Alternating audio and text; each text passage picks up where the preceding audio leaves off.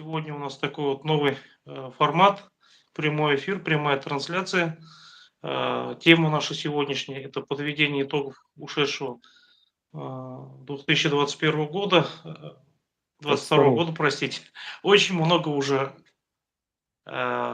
событий произошло, и хотелось бы обсудить, и хотелось бы услышать такой авторитетный комментарий от нашего сегодняшнего гостя Амира Дамировича Мусаева. Амир Дамирович, пожалуйста, вам слово. Салам алейкум, Рамиль Валитович. Салам алейкум, наши уважаемые слушатели, зрители. Действительно, 22-й год был непростой, как для страны, так в целом для мира. Но, несмотря на это, мы свою работу, я когда говорю «мы», я имею в виду актив астраханских нагайцев, не останавливали. И действительно, в этом году было проведено, значит, при приложении максимума усилий со стороны всех, значит, участников данного движения, было проведено достаточно большое количество мероприятий. Некоторые мероприятия даже, можно сказать, такие знаковые были, да. Вот. И, значит, год, 22-й год мы, так скажем, закончили довольно плодотворно. Вот об этих мероприятиях, об этих, значит, событиях с вами можно сегодня и поговорить. Ну, действительно, мне кажется, каждый, кто наблюдает за соцсетями, наблюдает за нашими публикациями, он видит определенную деятельность на совершенно разных фронтах. То есть это и на ниве науки, на ниве общественного движения, работа с населением, языковые вопросы. Таких очень много, но хотелось бы более структурированно какие-то итоги подвести. Как вы думаете, Амир Дамирович, какое самое большое достижение мы можем назвать вот в прошедшем году? Ну, если говорить про достижения, то можно одно из таких важных достижений связать не только с 22-м, но с 21-м годом. Это результаты переписи. Мы помним, что перепись она должна была пройти, всероссийская перепись должна была пройти в 2020 году, но в силу вот этих ковидных и прочих мероприятий она переносилась и была проведена уже вот в 2021 году.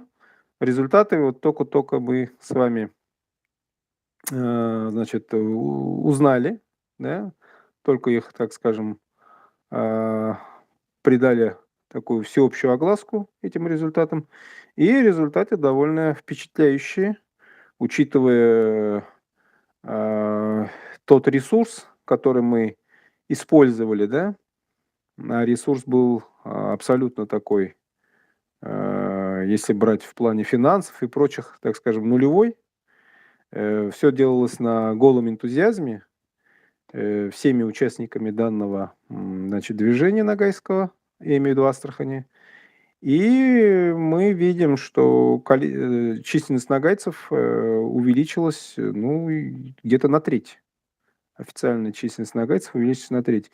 Официально астраханских нагайцев 9200 с небольшим. Я цифру не помню последнюю, так скажем. Но Если вы учитывая... позволите, 9300, ну, 9300, да, с копейками, да. А если учитывать то, что часть наших братьев из среды карагаш-нагайцев была записана отдельно, то есть карагаш-нагайцами, понятно, они относятся тоже к нагайскому народу, то у нас можно смело подводить итог на, значит, ну, в таком, на такой финишной, как скажем, черте, как 9500, плюс-минус там. Вот. И в чем, так скажем, результат такой, условно говоря, символически в том, что впервые за историю проведения вообще вот этих мероприятий, связанные как ранее со всесоюзной переписью, а после, значит, распада, постсоветском пространстве это всероссийской переписью, здесь впервые в переписных данных в состав нагайского народа, в состав нагайского этноса были включены нагайцы-юртовцы, нагайцы-утары, нагайцы-кудровцы. То есть они все, так скажем, учтены как субэтносы нагайского народа с знанием там юртовско-нагайского диалекта, значит, нагайского языка, соответственно, кудровского диалекта и утарского. Вот. И вдогонку, если эту тему, так скажем, ну, вдогонку направить такую еще один, так скажем, результат этого года, это то, что в этом году мы с вами добились официального признания от ведущих тюркологов, от ведущих лингвистов-тюркологов Российской академии наук, признание именно вот юртовского нагайского диалекта и карагаш-нагайского диалекта. То есть, Ну, я правильно понимаю, да, вот мне так сообщили, что нагайцы среди всех народов области по численности заняли 4-е место. Да, если смотреть по общим таким результатам, то нагайцы сейчас занимают 3-е место. Ну, это учитывая, да, фактически, да. Это, да, по факту, так скажем, по факту. Ну, так, учитывая, что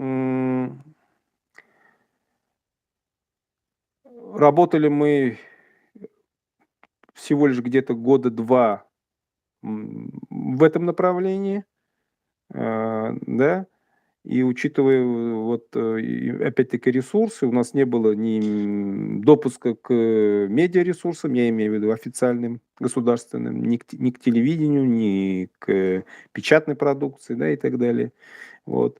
У нас было чисто вот интернет-пространство и вот этот сетевой проект, который мы с вами 3 года назад заявили, да. Ну и вот те мероприятия, в которых мы с вами участвовали, все. И несмотря вот на это, результат дан. Вот. Ну, я хотел бы подчеркнуть то, что был ведь очень сильный прессинг со стороны некоторых отдельных кругов ну да, татарского да, народа, там, да. это татары мира, там миллиард татар и так далее. Был очень даже существенный такой, да, существенная работа в этом направлении. Оно, несмотря ни на что, ничего противодействия нам не получилось. Мне кажется, Ну, я вам скажу так, это уходящий проект, если вы говорите про татарский проект. А в нынешней ситуации удерживающий всегда проигрывает. Они пытаются вот, так скажем, удержать свой проект на плаву, при этом удержаться на плаву на старых дрожжах, так скажем, не получается и не получится. Потому что этот проект, он работал вот в тех условиях, которые, так скажем, возникли вот в эпоху, во время своеобразной такой турбулентности, да, когда Советский Союз распался, вот эта знаменитая фраза Ельцина: берите суверенитет сколько, как говорится, можете унести. Ну и вот здесь вот у некоторых товарищей, вот этих этнокомиссаров, так скажем, из определенных там кругов, сорвало башню, и они, так скажем, попытались создать вот этот проект, причем без определенного исторического, идеологического и прочего фундамента. Да, у них были ресурсы, да, у них были, я имею в виду ресурсы целой республики, это надо учитывать. Вот.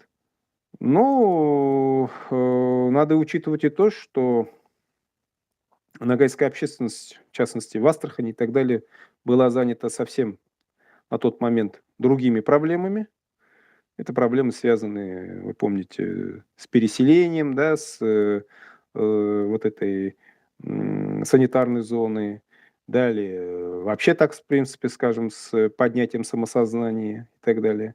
Ну, видимо, то поколение, которое, я имею в виду нагайцев Астрахани, которое выросло там в советскую эпоху, в 70-е, 80-е, 60-е годы, в большинстве своем было, особенно вот в юртовской среде, было, так скажем, глухо, ну, к тем призывам, которые шли от тех активистов, которые вот работали в Берлике, вот и так далее, да. Но лиха беда начала, они, так скажем, дали вот это дело все закрутили. То есть Ну вот я правильно понимаю, закваску что дали, так скажем, да. И сейчас вот нынешнее поколение молодых уже сознательно понимает, что надо искать новые, так скажем, пути выхода вот из этого кризиса.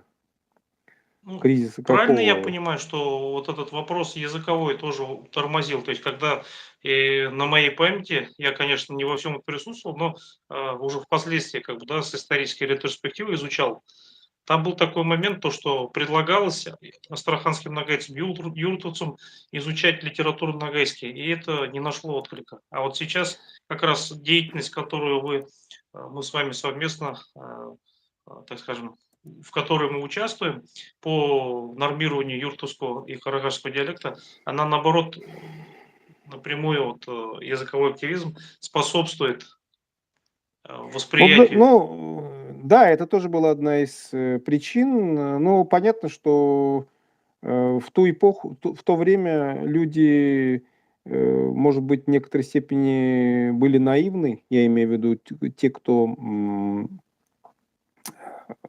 в этом движении состоял, считали, что вот та норма, которая литературного языка, которая вот была уже разработана Джанибековым, да, она здесь, так скажем, заработает. Но в юртовских школах она вообще не была введена, а в карагашских школах, я имею в виду в селах Карагаш-Нагайцев, она все-таки после того, как даже она была введена, были преподаватели, преподавалось все это дело, но вот это, условно скажем, двуязычие, оно никуда не делось.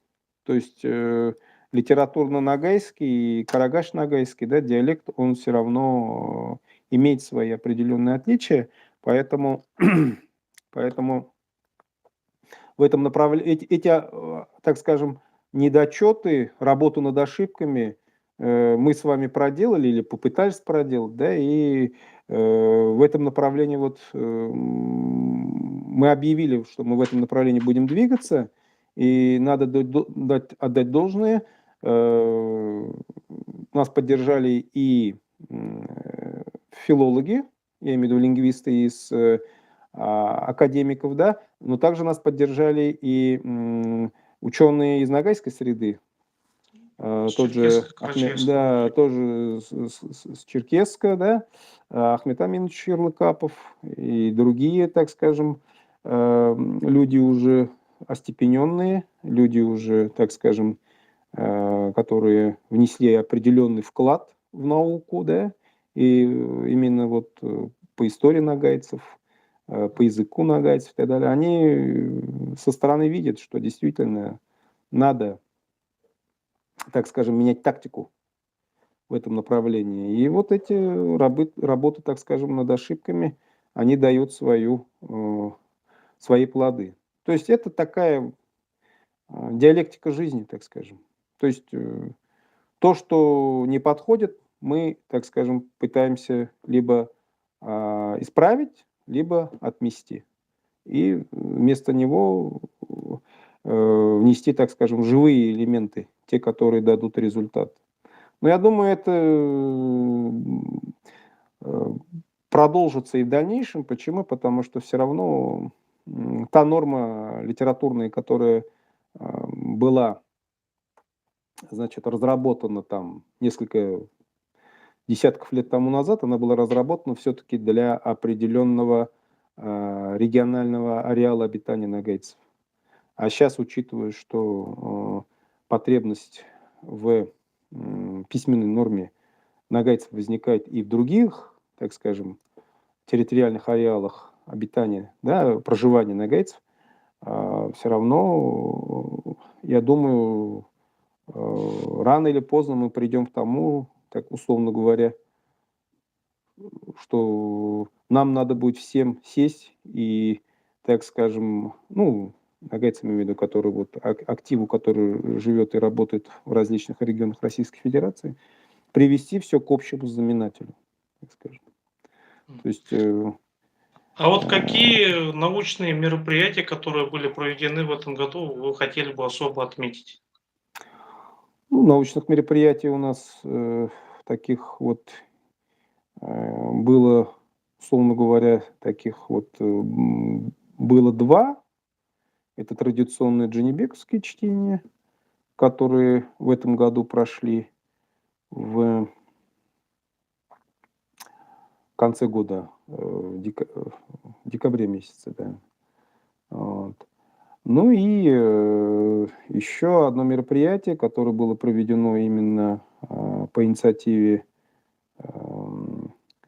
регионального общества Астраханского областного ИДИГЕ.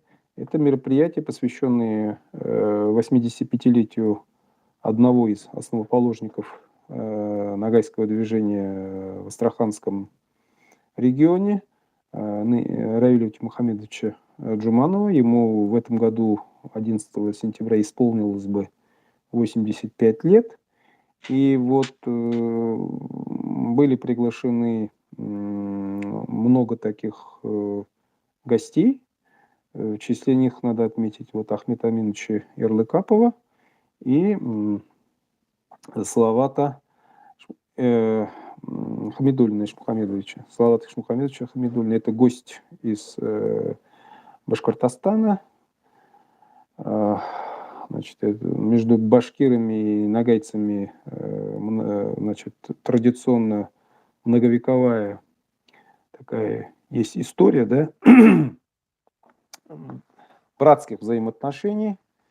Она не раз подтверждалась и подтверждается до сих пор совместными, так скажем, мероприятиями, вот, которые башкиры, когда проводят эти мероприятия у себя, они приглашают наших активистов, мы, соответственно, приглашаем сюда. Идет определенный обмен мнениями, обмен информацией и так далее, да, обмен, так скажем,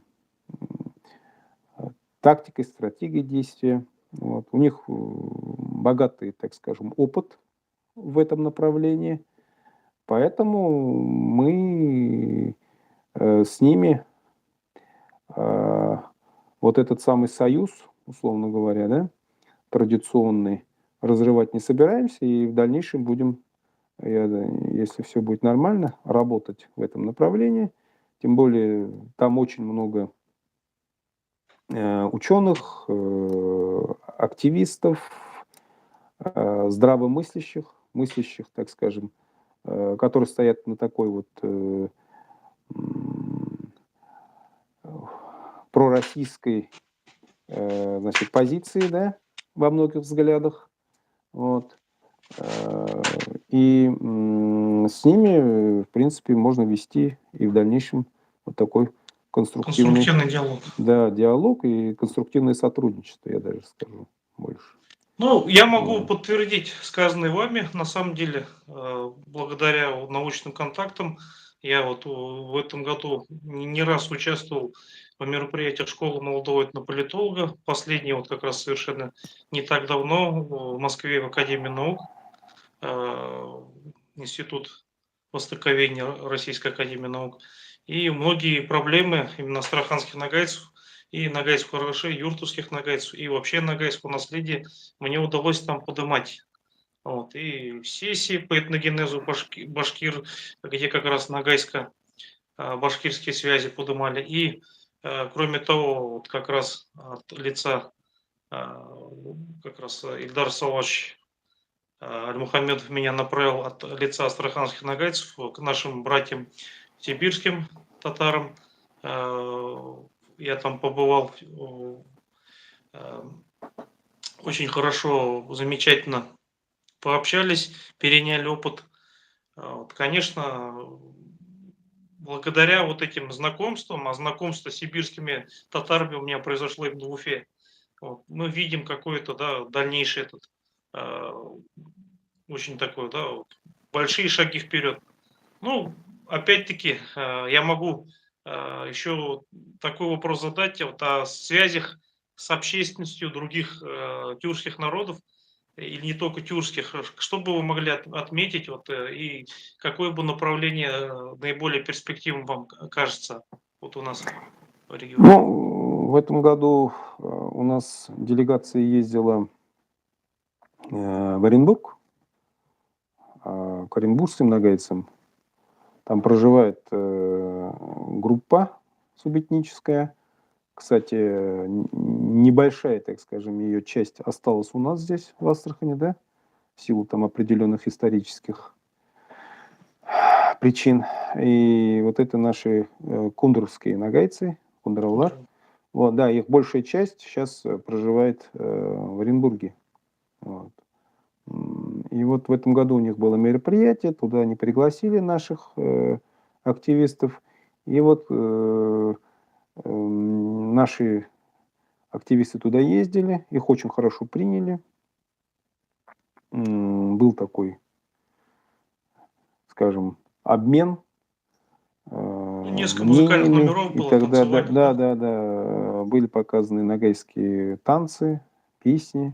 Вот, что, конечно, произвело очень огромное впечатление для них, потому что они, кроме, я так понимаю, кроме того, что помнят, что свое вот это нагайское, так скажем, происхождение, культура у них в основном это вот то влияние, которое идет с Татарстана. То есть, вот 40 именно человек, я вас, извините, перебью, 40 человек в этой переписи в Оренбурге записалось нагайцами в Оренбургской области. но это вот последствия вот этих самых всех мероприятий, да. Вот. Это тоже такой, тоже знаковое, кстати, событие. То есть это такой вот знак, что мы движемся в правильном направлении. Вот. Ну, у нас также ребята ездили в Ногайский район Республики Дагестан. Вот.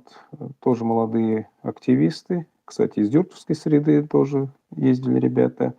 И также у них был определенный такой задел в этой поездке. То есть обмен мнениями там, так скажем, был произведен.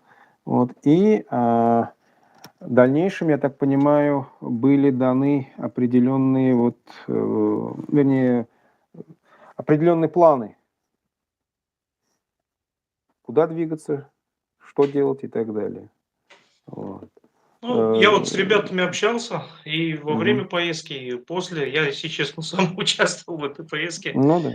Они сказали то, что мы не видели никаких таких огромных различий Да, в да, да. диалекте, при том, что диалекты разные, но легко понимаемые. Видно, что это один и тот же язык, один и тот же народ, одна и та же антропология.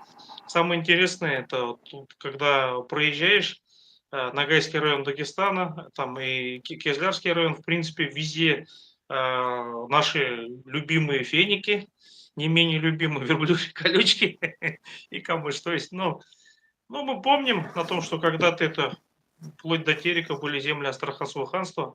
Вот, это вот. И пошел Мурза Мамай на старое Ногайское кочевище, на Терек, на реку. Вот, это документы 16 века. Вот. Замечательно, когда там были Ну, это, ребята, общались, да. у них такой подъем был, такое замечательное ощущение. И, конечно, надо отметить гостеприимство. Ногайский район, и особенно Терекле-Мектеп, всегда встречают с распростертыми объятиями. Нас и глава принимал у себя. А еще могу напомнить о том, что мы участвовали в «Степных богатырях». Ну, к М, сожалению, не В в качестве качестве борцов, а в качестве гостей, болельщиков. Вот. болельщиков, да. А вот Нет, кстати, в этом году было такое замечательное событие, как э, форум, Каспийский форум, и была провозглашена Каспийская стратегия вот от движения Новой Евразии. Вы приняли участие. Что вы можете рассказать об этом событии? ну да, в этом году действительно лидерами вот этого движения «Новая Евразия» это Павел Зарифулин. В Астрахани на базе Каспийского морского института проходило это мероприятие. «Новая Евразия. Каспийский вектор». Если память не изменяет, так она называлась. Вот. Там выступили тоже как местные ученые, там, общественные деятели, далее, значит, бизнесмены, так и гости, которые приехали вместе с Павлом Зарифулиным, а также представители из прикаспийских государств, в частности, были гости с Азербайджана, Республики Азербайджан, и, по-моему, были с Республики Иран, Исламской Республики Иран, и с Казахстана, если я не ошибаюсь. Вот. Значит, это мероприятие, это такой ответ на те вызовы, которые бросают нашему государству, в частности, да, последнее время извне. То есть сейчас в силу вот этих санкционных и прочих мероприятий ни для кого не секрет, что вот эти самые логистические пути, которые на протяжении там нескольких последних там столетий связывали внутреннюю Евразию, значит, Западной Европы и далее там заокеанскими, так скажем, территориями, то есть через Атлантику, там, через Балтику, через Черные и Средиземные моря. Сейчас эти значит, пути, они перекрыты. Поэтому сейчас руководство страны ищет другие пути. Ну и здесь как раз им, так скажем, такую, им, так скажем, в помощь пришла вот эта старая, условно говоря, дорога, да, и с севера на юг, или как ее, помните, ее Шелковый называли путь. там, нет, шелковый путь, он сухопутный, а здесь вот тот самый путь, и как его называли, Великий Волжский путь, или из Варяг в Хазары, из Варяг в Арабы.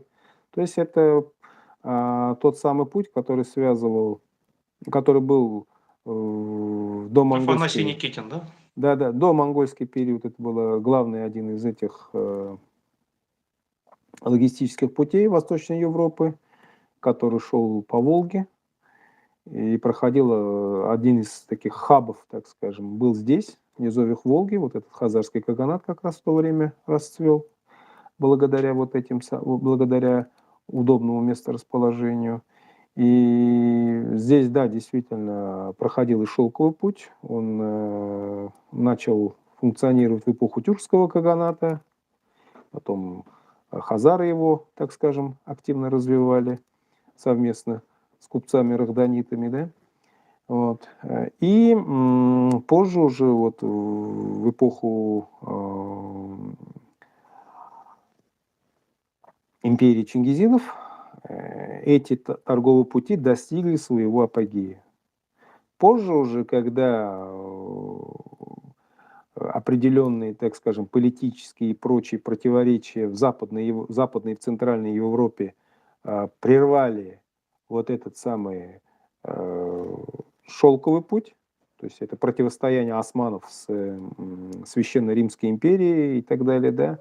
Европейцы, первоначально это испанцы, португальцы, а потом уже это голландцы и англичане, они перехватили, так скажем, инициативу в трансконтинентальной торговле. Вот эти знаменитые Ост-Индские, Вест-Индские компании, да, это тоже, кстати, сетевые проекты, такие государства в государстве, которые обладали своими, условно говоря, частными армиями и частными флотами. Ну, параллели можно проводить, да, с современностью. Вот. Я имею в виду частных армий, частных флотов. И они вот тогда установили именно вот эту гегемонию вот этой европейской, христианской, европейской, я имею в виду, цивилизации, условно, да, в кавычках, в мировом масштабе. Вот. Сейчас уже у нас мир, так скажем, меняется. Мы видим, что многие традиционные, казалось бы, в течение там нескольких последних столетий связи рушатся, и сейчас им нужны устанавливать определенные альтернативы, искать альтернативы. Вот одна из альтернатив – это вот как раз вот эта самая Каспийская стратегия, которая была там заявлена.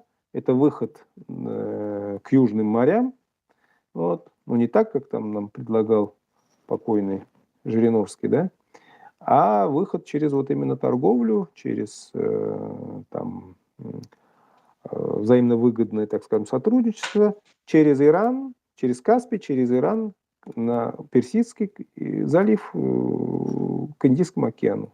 Ну и далее уже, так скажем, торговля вот с Востоком, ну и с другими частями света. То есть вот такой предлагается.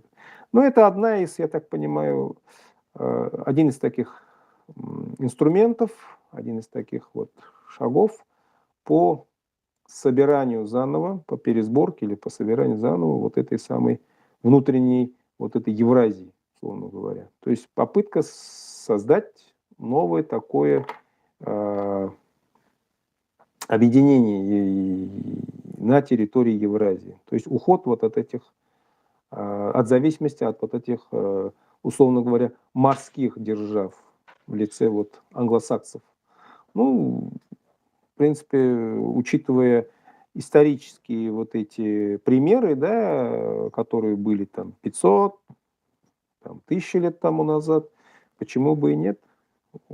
Тогда-то у них получилось, так скажем, у наших предков, да? Почему у нас, я имею в виду, у их потомков, которые проживают на этой территории евразийской, да, почему бы не получиться? И вот, вот на этом самом форуме, как раз на этом круглом столе, вот это все было заявлено. Вот. Я думаю, что теперь уже дело, так скажем, за практиками. То есть это уже должны подписываться определенные межгосударственные и прочие там договора, создаваться общая там какая-то финансовая и прочая база, да, законодательная база. Вот, и вперед, как говорится, с красными флагами. Когда я был как раз на последнем мероприятии, которое проходило в Москве, перед нами выступал представитель Российской академии наук именно с таким докладом о повороте на восток. То есть это, причем, да, связано с администрацией президента в самых высших кругах уже как бы уже утверждено. Вот. И неоднократно слышал я такую фразу, как наследие евразиста. Естественно, то, что евразийство, оно не должно стоять на месте, и оно не только как какая-то идеологема, да, какой-то более практический, да, такой, да, так скажем, курс должно, да, материализоваться, обрести. Тем не менее, это не может не радовать, тем более, что именно как многонациональная и многоконфессиональная держава Россия, она может развиваться, да, вопреки тому, что там некоторые, ну, некоторым бы очень хотелось узко, так скажем, узкомыслящим людям ограничить, да, или там ограничить каким-то одним народом, ассимиляцией, да. Вот как раз-таки нынешние события, они показывают, что такая схема, она не действует, и вот Что бы кто ни говорил, опираться надо на совершенно разные силы и иметь в своей колоде разные, как говорится, фигуры или на своей шахматной доске совершенно разные, так скажем, иметь в своем арсенале разные ходы. Вот. Ну, Ну, еще хотелось Россия, бы она и задать такой возникла, вопрос. Россия, она и Я, возникла как многонациональное государство, понимаете? да-да-да. Если она многонациональная, с федеративным, так скажем, устройством. Ну, конечно, не в понятиях 20 века. Вот. Но если вы даже вспомнить отношения царя московского с башкирами, теми же самыми, да, про которых мы сегодня упоминали, это же все строилось на договорной основе. То есть пока обе стороны договора выполняли, условия договоров выполняли, все было нормально, да, как говорится. Все получали свои, так скажем, плюсы. Как только, ну это было при Рюриковичах, как только Романовы, э, Готтерпы начали закручивать, так скажем, гайки, попытались закручивать гайки, ну, сразу получили серию башкирских восстаний. И так было и в других регионах. Поэтому каждый, так скажем, следующий там правитель понимал, что нужно как-то вот устраивать вот эту самую систему сдержек и противовесов, договариваться, так скажем. И на этом все это и строилось, и до сих пор строится. Как только попытались вот это все унифицировать и так далее, империя рухнула.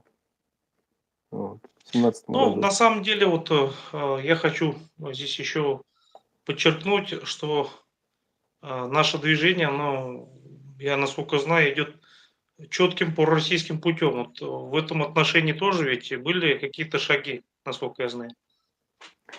Да, действительно, в этом году мы поддержали действия, я имею в виду мы, когда имею в виду мы, я имею в виду общественники, да, поддержали действия президента по тем мероприятиям, которые проводились в рамках СВО. Вот. Далее также была проведена такая акция по поддержке и оказанию помощи, ну, такой гуманитарной, условно говоря, жителям некоторых вот населенных пунктов Донбасса. Была собрана гуманитарная помощь тоже активистами, отправлена туда. Также бойцам Астраханского СОБРа были направлены, значит, определенный груз, да, со всеми необходимыми, значит, вещами, которые на тот момент им были нужны. Замечу, на тот момент еще мобилизация не была объявлена.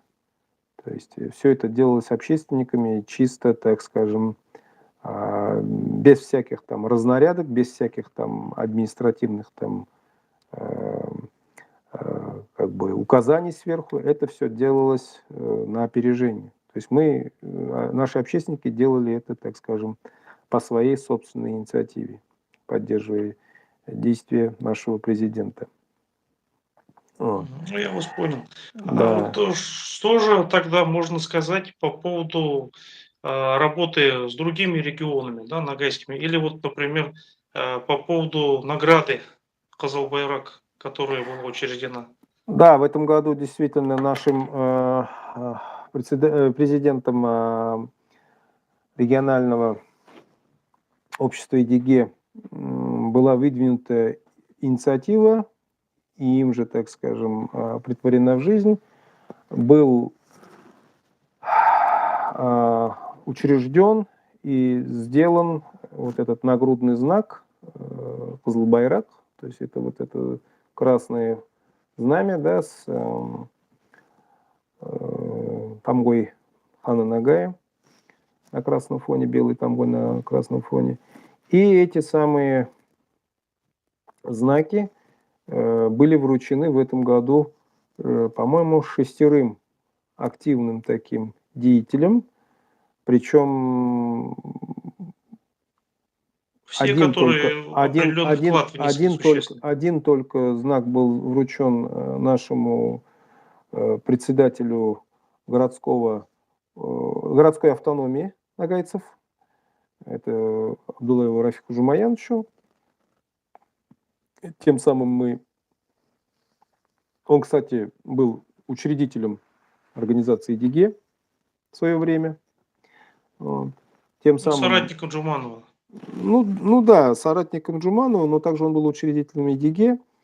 Вот, и у него в этом году был юбилей 70-летия. Учитывая его все ранние, так скажем, заслуги, мы до сих пор, кстати, находится на активной общественной деятельности, да, на активной жизненной позиции. Поэтому мы в этом первый, так скажем, знак вручили ему.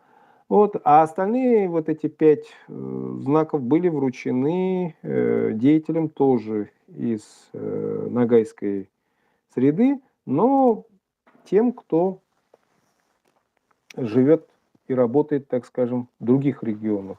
Вот. Но при этом те, кто внес существенный вклад в дело возрождения нагайского народа, да, это писатели, это поэты, это историки, это общественные деятели, ну и те, кто стоят при этом на,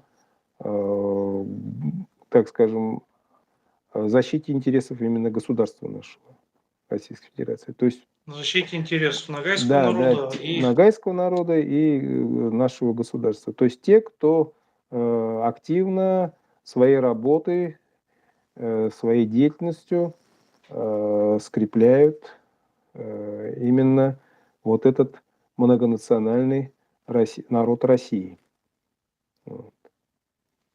Ну, я бы хотел вот особо отметить то, что когда-то, еще в конце 80-х, начале 90-х годов, к нам приезжал неоднократно Тахир Жакаевич Ахмамбетов, собирал фольклор. И вот то, что мы сами не собрали, у нагайцев Каргашей, у Кубая Шагалиева, предание об основании Астрахани, предание об Асан-Кайгы, предание о Кастугане, вот, о перекочевке на Кубань, возврате.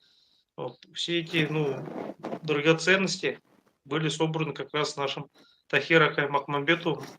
Вот, огромное количество, то, что называется сарнлар, частушек, огромное количество нагайских богатырских эпосов, преданий, поговорок, и везде практически, в каждой книге он упоминает астраханских нагайцев.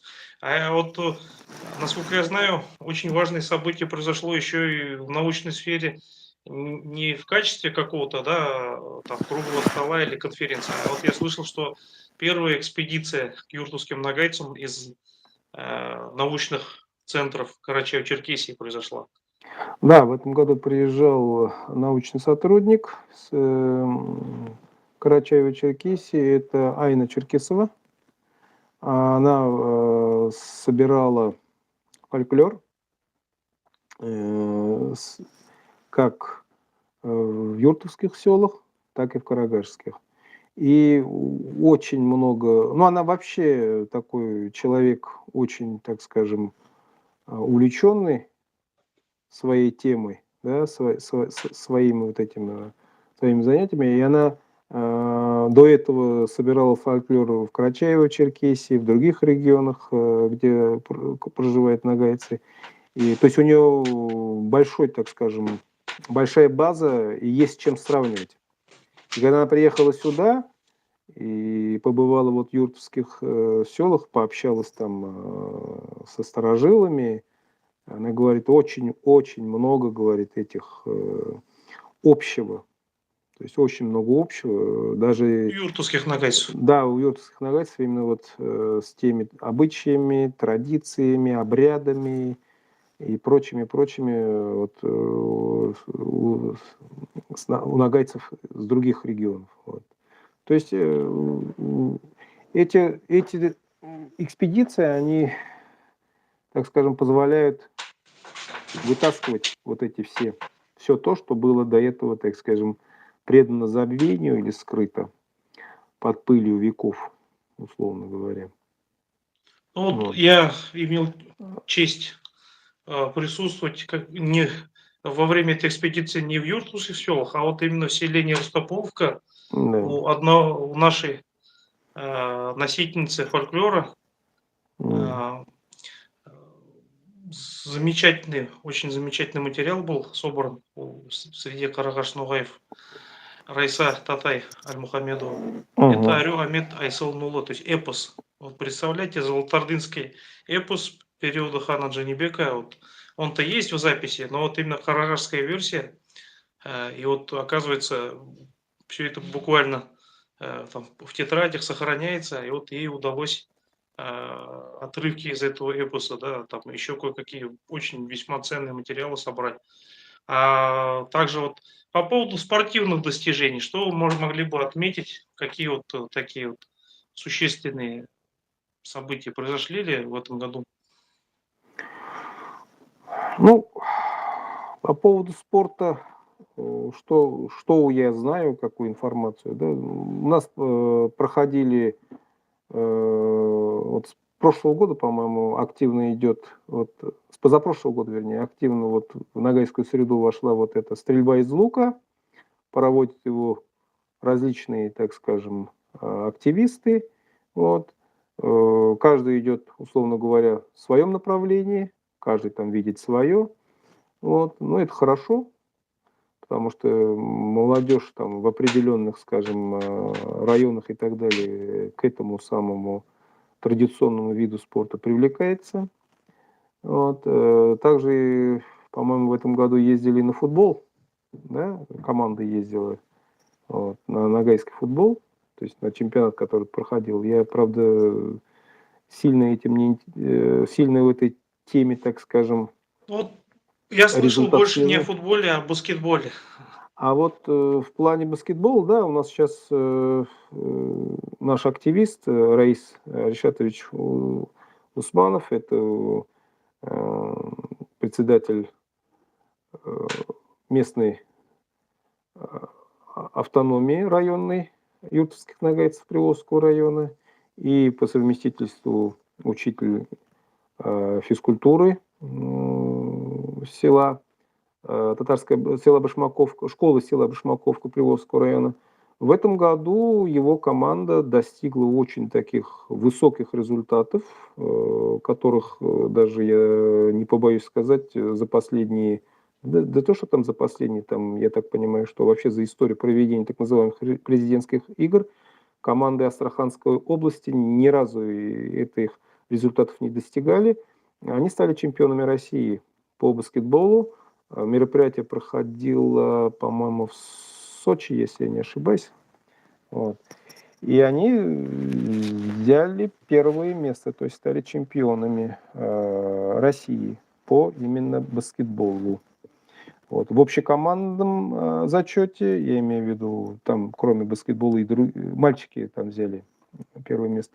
Кроме этого у них еще другие были виды спорта, но в общекомандном они тоже показали высокий результат. По-моему, вошли в первую десятку или пятерку, сейчас не могу вам точно сказать, но по поводу баскетбола, да. И вообще в этом году, вернее, в 2022 году ребята из этой команды в целом заняли на различных этих соревнованиях именно по баскетболу в районных, там, областных и так далее, да, межрегиональных, они одержали 48 или 47 побед. То есть это очень высокий показатель за год. Понимаете, человек занимается профессионально своим делом. Вот. Я не знаю, как их отметили, как скажем, руководители нашего региона или района, но мы хотим сказать, что ребята из Юртовского села достигли таких высоких результатов. Да, Молодцы. простые нагайские ребята Да, Юртовского простые ребята. Ну, села там не только, смогли. да, из Ногайского села, из Юртовского, там, ну, там не только нагайцы, там и русские есть, и другие ребята есть в команде, имею в виду. Но все это проходило под руководством Раисы Решетовича. Это показывает его высокий профессионализм. То есть он берется за дело и достигает высоких результатов. Вот, молодец. И у него вообще было такое вот видение, что надо вот мероприятия проводить уже между молодежными, там, юношескими командами нагайских сел, которые проживают не только, например, в Астраханском регионе, да, но и в других регионах России. Это как раз будет способствовать и общению между различными субэтносами нашего народа. Ну, как по лозунгу, да, спорт объединяет. Почему бы нет? Это тоже один из таких инструментов по пересборке нашего народа. Мы это только приветствуем. Ну, в дальнейшем я как думаю, что надо развивать как вот такие массовые виды спорта, да, то есть в них двигаться, то есть искать футбол, баскетбол, волейбол, там еще там какие, то есть если есть и там различные виды единоборств, если есть специалисты, есть, так скажем, профессионалы своего дела, их привлекать, имею в виду из Ногайского союза, чтобы они развивали все эти виды, ну а также и традиционные виды, то есть народные тоже, их тоже надо поднимать. Ну, я вот слышал, что как раз впервые мастер-класс по сборке юрты произошел. То есть Да, это, в этом году, да, действительно, в этом году общественники приобрели юрту, причем юрта, она именно вот того типа, которая была у нагайцев, вот эта архаичная вот эта юрта, да, которая вот присуща для алтайцев, для тувинцев, для калмыков, для монгол. Вот. Там есть свои отличия. Вот, и она была и у нагайцев. Вот эта юрта была приобретена. Мало того, еще было произведено обучение у тех специалистов, то есть 2 или 3 ребят обучили, как эту юрту делать теперь. То есть теперь, я так понимаю, что можно заняться производством этих юрт. Вот. Ну и да, во время вот проведения этих соревнований по стрельбе из лука была также проведена и был проведен мастер-класс по сборке, разборке юрты. Вот. Это, конечно, вызвало живой интерес, как у молодежи, так и у лиц, так скажем, постарше возрастом, потому что многие эти традиции уже, так скажем, забыты, преданы забвению. Ну, а когда сидишь в этой юрте и пьешь нагайский чай, да, конечно, там струны внутри определенные трогаются, вот эти. для юртовцев, которые были полукочевые, ведь Да, были да, традиции кочевья, была да, литовка на реке да, Яик. да, Это очень генотип, важно возродить. да, вот эти генотипы, архетипы, так скажем, они начинают свое, короче, Я очень выдавать. хочу поблагодарить калмыцкий народ, общественников калмыцкого народа, нашего замечательного товарища Ирнея Алексеевича, который как раз-таки от начала до конца весь процесс создания юрты показал. На самом деле, да, нагайская юрта, она очень похожа на калмыцкий гэр, такие же прямые увыки, то, что в принципе, на Алтае, да, у алтайцев, у тувинцев сохранился более древний тип юрты, который был у Боус. Он же, в принципе, вот архаичный такой, у калмыков он у нас схож. Единственное, там есть некоторые различия в узорах, в том, как открывается юрта. Вот. Но на самом В цветовой деле, гамме. да, на самом деле, вот это вот очень хорошее такое, то, что я могу отметить, был совместный эфир с Арваном Кармановым, общественником, если кто не посмотрел, советую посмотреть. Наш постоянный преданный подписчик Алтан Бадмаев, хотим сказать, Ханджанав по-калмыцки, вот, и всем тем, кто вот поддержку оказывал из даже пускай другой язык, другая вера, но братское, да, такое вот отношение, доброе, теплое. Вот, это говорит о том, что мы и были долгое время соседями, мы имели культурные, этнические связи, и сейчас в тех условиях, в которых мы оказались, да и в любых других условиях, это, конечно, замечательно, что получается вот так вот эти связи восстановить, отойти от стереотипов, которым там 200-300 лет, да и даже эти стереотипы не вполне верные, да. Вот это замечательно, вот это я хотел очень отметить.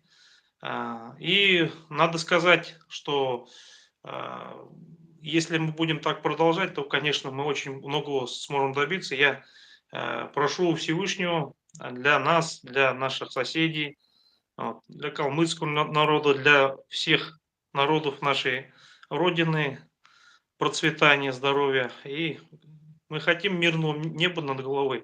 Вот. И чтобы это было, естественно, надо понимать, кто этот мир разрушает, кто вредит. Ну, это здесь, конечно, не место и не время об этом говорить. Вот. Ну, а что хотелось еще вот спросить, а как же с планами на будущее? Ну, вот, упомянули много что, да, не смогли упомянуть. Я могу только вкратце вспомнить, что наша молодежь посещала и занимала, да, почетные места лауреатов в Москве, в Ставрополе, в Нальчике, вот, показывая ногайскую культуру. Я могу упомянуть, что была снята впервые передача с юртовским диалектом ногайского языка наш друг и брат Эмир Утевалиев. Да, Вот, ему отдельный, так скажем, респект за это дело. Значит, действительно, снято очень профессионально, чувствуется рука мастера. И действительно, впервые было снято в юртовских вот этих селениях, причем различных, со старшим поколением, со старшими, со средним поколением, да, возрастным. Вот. И я думаю, с ним, с Эмиром, в дальнейшем это сотрудничество надо продолжить. Вот, и уже снять ряд очерков уже конкретно по населенным пунктам и по другим объектам нашего материального и духовного наследия. Ногайского я имею в виду. Ну, какие у нас планы дальнейшие? Не останавливаться. Сейчас нам нужно уже все вот эти достижения, которые мы с вами в этом году, вернее, в прошлом году достигли, их притворять уже на бумаге и прочее. То есть сейчас нужно выпускать брошюры по нормированию юртско-ногайского, каракаш-ногайского языка. Нужно выпускать, я так понимаю, разговорники, словари. Опыт у наших братьев, у тех же самых сибирских татар, у башкир, да и у нагайцев с Карачаево-Черкесии, у нагайцев Республики Дагестан. Этот опыт надо перенимать. То есть все то, что заходит, так скажем, в народ, вот это все делать в первую очередь и выпускать. Потому что тот информационный прочий голод у народа, он ощущается. Я думаю, эти брошюры, эти справочники, эти, так скажем, словари и прочее, они зайдут на ура. Вот. а вот с метриками, что, как вы думаете, это Также надо, перспективно? да, также надо работать по метрикам, потому что мы с нашими единомышленниками, которые читают, переводят тот самый Павловский тюрки, да, вот эту старую ногайскую письменность, они показывают, что во всех вот этих юртовских селах, по крайней мере, ну, мы смотрели юртовские села, там действительно до конца 19-го, начале 20 века там везде фиксируется именно нугай, то есть юрт нугай, юрт адамы. Есть там и карагаш нагайцы, есть и туркмены, Кундрау. есть и кундрау, есть и как его, мишары, есть и Туркмен жамағаты, туркменлер, туркмены есть и казанны, то есть, но нет татар. термин татар нигде нет, понимаете. Он Я могу появляется полностью только, подтвердить ваши слова, да, потому что я работал практически со всеми да. метрическими книгами, которые вот, есть в свободном доступе, процентов 80, наверное. И действительно, то, с чем я сталкивался, меня очень удивило то, что встречается определение такое, как почетный гражданин, всего один раз. А в основном везде идет исключительно вот именно родовая принадлежность. Например, кыргыз-казак. То есть казахи, да, они обозначаются. Или казак, род такой-то. То есть везде мы видим четкое национальное определение. И, естественно, в ногайских селах, юртовских, карагашских, ногай, ногай, ногай. Плюс еще и там богатый материал по родовым названиям, по тамгам. Потому что раньше вместо подписи использовали тамгу. Вот. Да. Есть еще очень много того, что предстоит перевести, опубликовать. Есть еще и материалы советского периода, которые вот тоже предстоит внимательно изучить. Но на самом деле, конечно, фронт работы огромный. Вот. Но я хочу Работы еще сказать, много. что у нас есть эти наши нематериальные наследия, так скажем, в области фольклора, а есть материальное наследие, это вот какие-то, да, определенные местности, да, работа с топонимикой. Вот.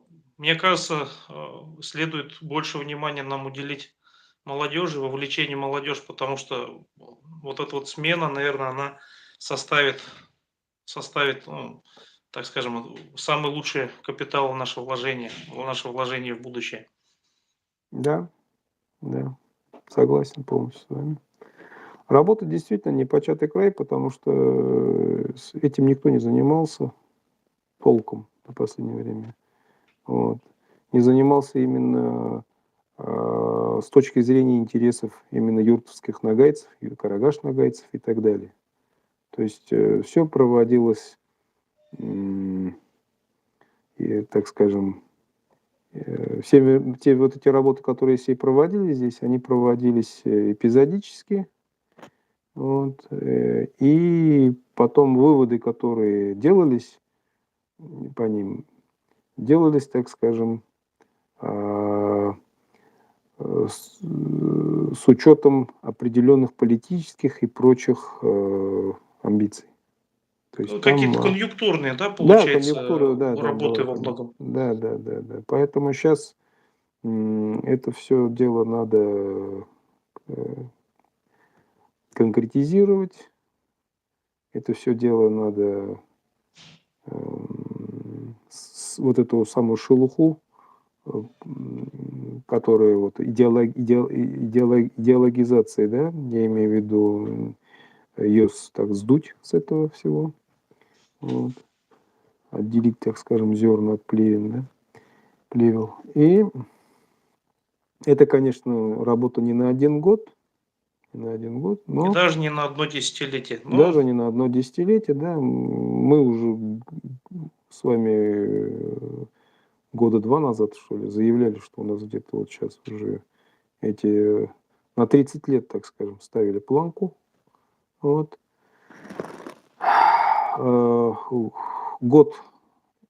Один год из этого 30-летия прошел. Я так думаю, что он прошел довольно значит, плодотворно. Мы, когда, кстати, говорили про вот эти самые научные и прочие мероприятия, которые проводили, мы, общественники, имею в виду, в этом году уже объявили о том, что у нас теперь будет еще один такой традиционный такое мероприятие, как джумановское чтение. Вот его мы как раз и провели. Первые джурманские чтения были проведены, они посвящены именно памяти этого Равиля Тимохамедовича Джурманова. Была открыта доска мемориальная на значит, домик, где он проживал последние свои там годы, ну не последние свои, с 64 по 14 год, где он жил, работал, вот, состоялся как ученый, так скажем. Вот. И это тоже такое относительно определенное знаковое событие. Вот. Я думаю, эти чтения станут для нагайцев Астрахани, да и не только для не только для астраханских нагайцев, но и для нагайцев из других регионов, и традиционными. То есть они, так скажем, войдут в календарь, нагайский календарь, да, мероприятий, как вошли в свое время джанибековские чтения. Также, я думаю, надо проводить мероприятия, посвященные другому ученому, это продолжить, вернее, мероприятие, посвященное другому ученому, это Умерову Драхману. Вот.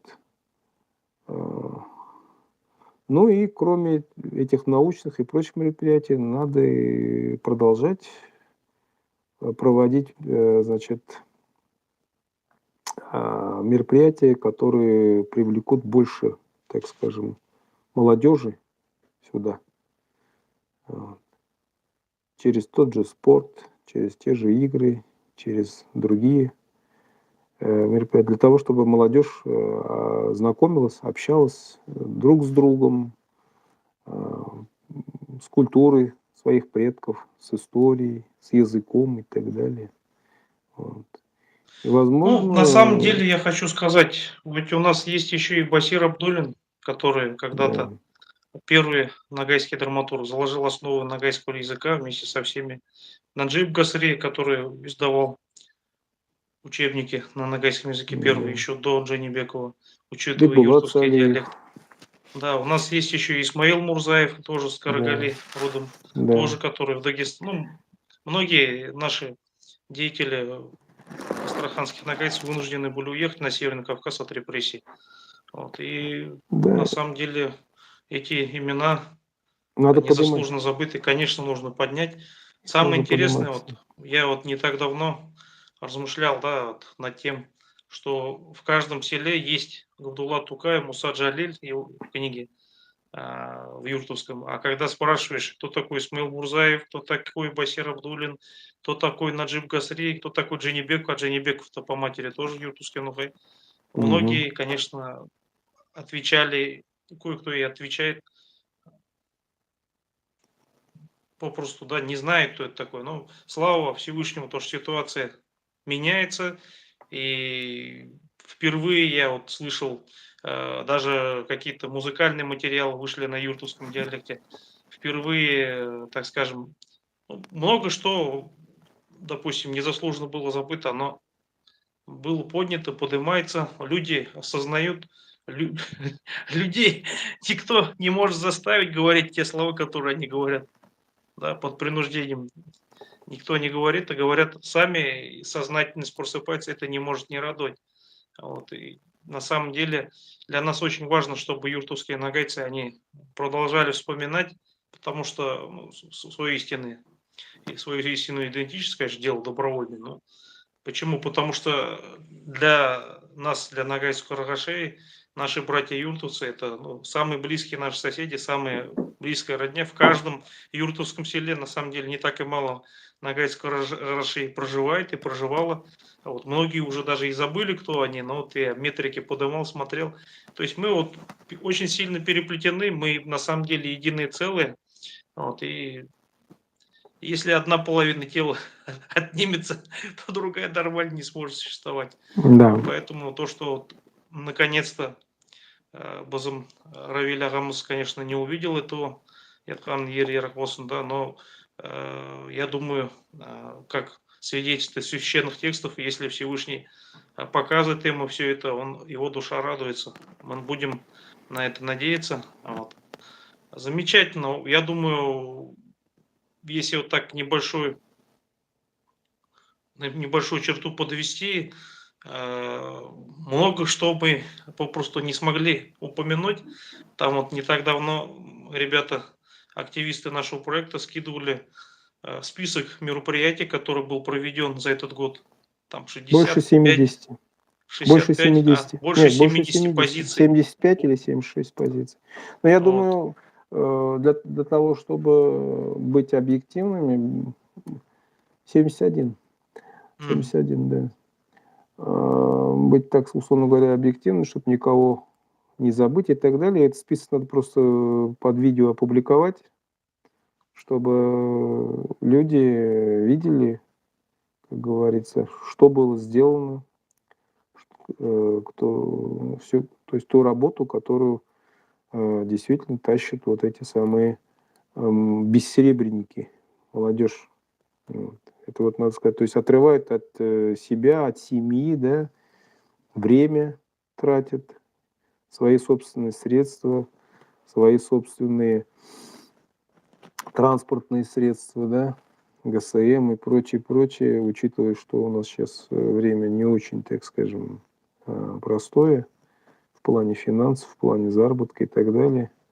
Вот, им надо отдать должное. Это люди, которые заряжены именно идейно, то есть болеют душой, так скажем, за народ, за то состояние, в котором он находился в последнее время, да.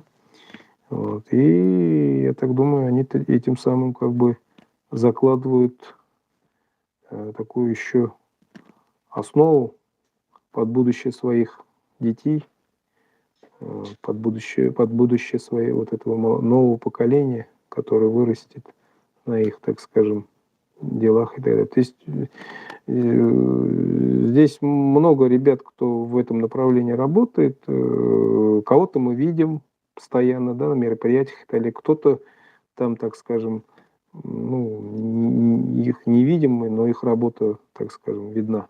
То есть их самих не видно, Финансово, но их работа видна, да. либо доброй молитвы, да. Да, то есть не всегда у людей есть время, например, на этих мероприятиях присутствовать, но они свою лепту вносят в это. И надо всем им сказать огромное спасибо. Пусть вам всем в этом году Аллах даст, так скажем, здоровья, да, Аминь, аминь. семейного благополучия, мирного неба над головой, чтобы семьи ваши увеличивались численно, да, чтобы достаток в вашей семье не иссякал.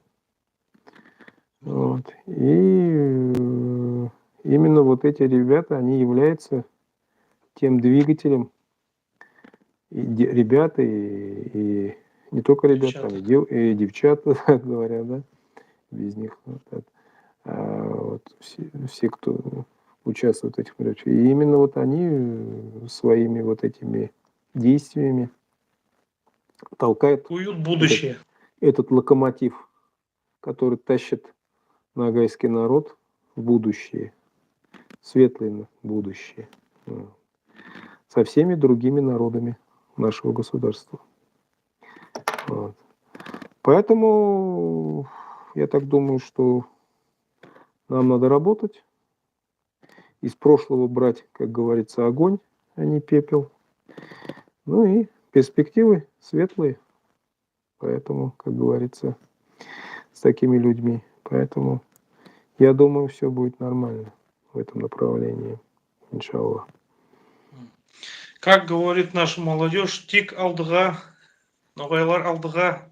Да, Вот. Алдыға. Я хочу сердечно поблагодарить вас за время, которое вы уделили нам, нашему сегодняшнему эфиру. Я надеюсь, такое вот пространное интервью, которое всего не может объять, но ваши авторитетные комментарии, они принесут большую пользу и, допустим, создадут определенные направления для дальнейшей нашей работы.